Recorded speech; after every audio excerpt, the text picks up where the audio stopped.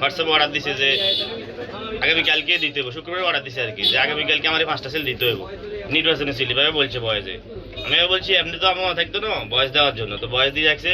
পরে আমি শনিবারে তৈরি করছি, কিন্তু শনিবারে নাই। পরে আবার এই গতকালকে নেওয়ার জন্য বলছিল যে কই আছেন, আসেন দোকানে। আমি কই নামাজ পড়তে আসছি, নামাজ পড়ি আয়। তো শেষে বাচ্চাটিকে চাইয়েন, আমরা আইতেছি। টুইটারটা নিয়ে গিয়েছি আর কি, এটার ভিতরে কোনো ইস্যু বা কিছু আছে কিনা এটা জাস্ট এইখানে এমন কিছু দ্রব্য পেয়েছি যেটা ওনার কাছে পাওয়ার কথা না আর কি, ঠিক আছে। সেটার জন্য সেটা হয়তো বা আমরা এখন মামলা হবে, মামলা হলে তদন্ত হবে, তদন্তে হলে যদি উনি কোনো সমস্যা না থাকে তাহলে আর সমস্যা নাই। আর যদি তদন্তে প্রমাণিত হয় যে ওনার এগুলা থাকলে লিগাল, উনি লিগাল রাখতে পারবে, তাহলে তো উনি বের হয়ে যাবে। কিছু সিল পাওয়া গেছে, অননুমোদিত সিল, যেটা ওনার কাছে থাকার কথা না।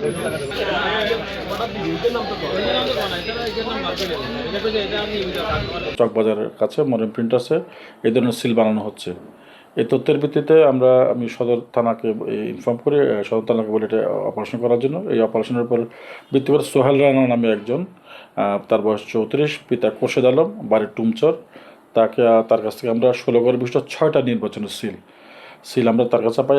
এবং যে তাকে অর্ডার দিয়েছে তার বয়স সহ আমরা একটা মোবাইল পেয়েছি, এবং যে কম্পিউটারে যে ডেস্কটপে কাজ করেছে সব কিছু আলামতগুলো আমরা পেয়েছি। ওটার উপর ভিত্তিতে আমরা নির্বাচন কমিশনকে জানিয়েছি, জেলা নির্বাচন অফিসারকে। খুব শীঘ্রই জেলা নির্বাচন অফিসার আজকের মধ্যে আমাদের এজাহার দেবে এবং এটার জন্য একটা মামলা হবে। এবং এর পেছনে যারা আছে, যে অর্ডার দিয়েছে, আমরা তদন্তের সাথে তার নামটা এখন ডিসক্লোজ করতে চাচ্ছি না। আশা করছি কয়েকদিনের মধ্যেই আসামি অ্যারেস্ট করে আমরা আপনাদের সামনে উপস্থিত করতে। আসামিটাকে অ্যারেস্ট করেছে, এখন পর্যন্ত মামলা হয়নি। মামলা হবে, আমরা তাকে জিজ্ঞাসাবাদ করব, আমরা কোর্টে প্রডিউস করব, প্রয়োজন হলে আমরা রিমান্ডে নিয়ে যাব। আমাদের আসলে এখন তথ্যর যাচাই বাছাই প্রয়োজন, ইনভেস্টিগেশন করে আমরা বলতে পারবো আসলে সে কোন রাজনৈতিক দলের কর্মী বা কে অর্ডার করেছে।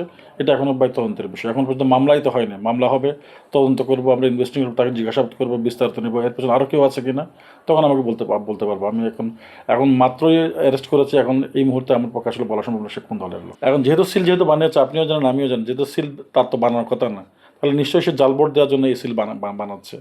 এবং যেহেতু যার কাছে যে বানাচ্ছে, যে তাকে আমরা অ্যারেস্ট করেছি, তার কাছ থেকে তথ্যপত্র নিয়ে আমরা অবশ্যই কয়েকদিনের মধ্যে আমরা মূল আসামিকে অ্যারেস্ট করতে পারবো ইনশাআল্লাহ।